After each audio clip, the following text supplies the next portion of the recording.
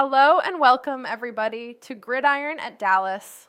I'm Heather, and joining me today is my co-host Tony.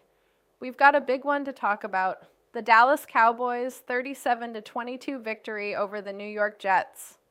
This was one of those games where the Cowboys made a statement, not just with the scoreboard, but with resilience, execution, and leadership.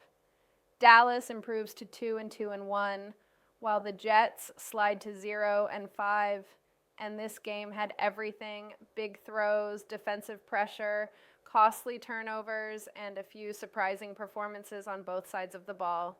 Dak Prescott threw 4 touchdown passes, Javonte Williams showed up big with over 130 rushing yards, and Dallas managed all of it while missing 4 starting offensive linemen. Meanwhile, the Jets' offense found rhythm late, but turnovers and missed opportunities buried them early. So let's jump right into it. Tony, walk us through how this one played out quarter by quarter. Thanks, Heather. Yeah, this was a fascinating one from start to finish.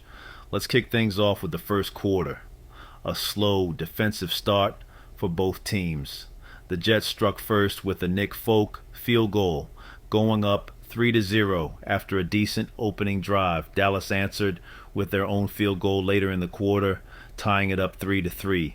Now here's the key context: that Dallas was missing 4 starters on the offensive line: Tyler Smith, Tyler Guyton, Tyler Booker, and Cooper Beebe. Despite that, Dak Prescott stayed calm, adjusted his timing, and the Cowboys began to settle in. No touchdowns yet, but you could feel momentum starting to swing Dallas's way. Second quarter, this is where the Cowboys took over. Dallas exploded for 20 unanswered points, completely flipping the tone of the game. Prescott engineered 2 long 90-plus yard scoring drives, a masterclass in poise under pressure. Tight end Jake Ferguson became the star of the half, catching 2 touchdowns, one from 26 yards out, another at the goal line. Javonte Williams chipped in with his own impact, over 80 rushing yards in the half, and a touchdown catch on a beautifully designed screen. Meanwhile, the Jets' offense fell apart. Breece Hall had a costly fumble deep in their own territory, which Dallas immediately turned into points. By halftime, the Cowboys led 23-3, and they weren't done. Third quarter, more of the same dominance from Dallas. Prescott connected deep with George Pickens for a 43-yard touchdown, and that felt like the knockout punch. That made it 30-3, and at that point the Cowboys were in full control. On defense, Dallas's pass rush was relentless. They sacked Justin Fields 5 times and forced rush throws all night. Fields, to his credit, battled back. He finished 32 of 46 for 283 yards and 2 touchdowns, but most of that came when the game was already out of reach. The Jets added a field goal in the third, but it barely made a dent. Fourth quarter, the Cowboys closed the door. Javonte Williams capped off his monster night with a late rushing touchdown, stretching the lead to 37-6. The Jets managed a couple of late scores in garbage time: a touchdown pass from Fields to Garrett Wilson, and another to fullback Andrew Beck, plus a 2-point conversion. But it didn't change the story. Final score: Cowboys 37, Jets 22. Dallas scored 30 straight points after the Jets' early field goal, and that says it all. Let's talk final stats. Dak Prescott, 18 for 29, 237 yards, 4 touchdowns, no picks. Javonte Williams, 135 rushing yards plus a receiving touchdown. Jake Ferguson, 2 touchdown catches, huge red zone presence. George Pickens, 1 long touchdown, excellent separation on deep routes. Ryan Flournoy, 6 catches for 114 yards, breakout performance.